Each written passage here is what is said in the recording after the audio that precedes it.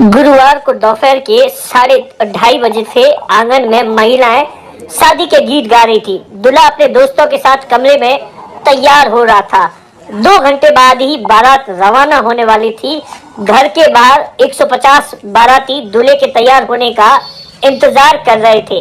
किसी को पता नहीं था कि अगले कुछ पलों में उनके साथ में वो होगा जिसकी कल्पना उन्होंने किसी डरावने सपने में भी नहीं की होगी।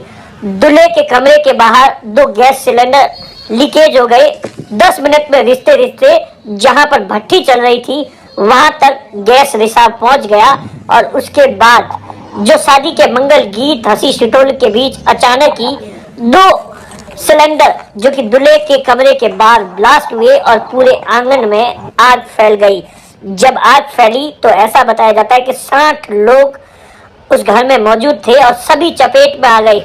बचकर भाग नहीं पाए क्योंकि बाहर निकलने वाला रास्ता आग की चपेट लपटों से घिरा था। जहां कुछ पल पहले ही शादी के गीतों का संगीत था, वहां चारों तरफ चीख पुकार की आवाज सुनाई दे रही थी। घर की काली दीवारों और जले सामान को देखकर सांग सिंह के आंसू रुक नहीं रहे हैं। बोले, गुरुवार को शाम को 4 बजे बारात जानी थी।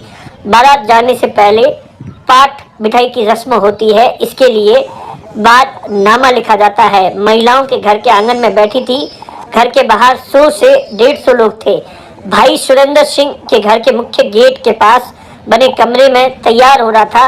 सभी को उसी का इंतजार था। कमरे में उसके दोस्त और फोटोग्राफर थे। महिलाएं घर के बाहर गीत गा रही थी। मैं शादी की व्यवस्थाओं में लगा हुआ था। जब घर से निकला तो सुरेंद्र शेरवानी पहन चुका था। मैं कहकर गया था कि भाई थोड़ा जल्दी करना, सभी इंतजार कर रहे हैं। दोस्त उसे साफा पहनाने की तैयारी कर रहे थे। धमाके की आवाज के पीछे पलट कर देखा तो आंखें फटी रह गई। घर से आंगन की लपटें उठी।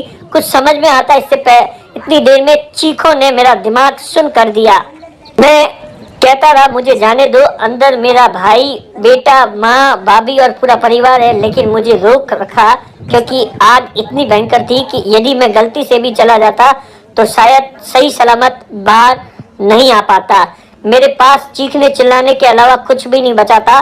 सुरेंद्र के कमरे के बाहर रखे 2 सिलेंडर में ही सबसे पहले लीकेज हुआ और वो ब्लास्ट हो गए।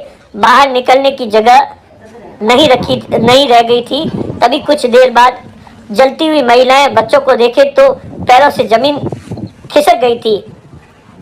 परिवार के लोगों के चेहरे सामने आने लगे। चीखें सुनने ऐसा लग रहा था कि जैसे मुझे बचाने के लिए आवाज दे रहे हो। मैं कुछ नहीं कर पा रहा हूँ। सांग सिंह ने बताया कि घर में 4 सिलेंडर पड़े थे। मैंने गेट पर 2 और बाकी 2 सिलेंडर घर के पीछे वाले हिस्से में थे जहाँ खाना बन रहा था। रसोई में जल रही भट्टियों की आग पर रखे सिलेंडर तक पहुंच गई। पूरा घर आग की लपटों में गिर गया। बचने की जगह नहीं थी। मौका और घर का जो दीवार को तोड़कर बाहर निकाला गया। साथ ही आग बुझाने के लिए सुरेंद्र के कमरे की दीवार को तोड़ा गया।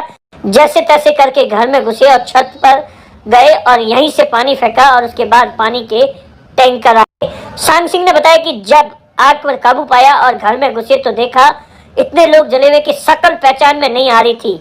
गांव के लोगों मदद से इन्हें बाहर निकाल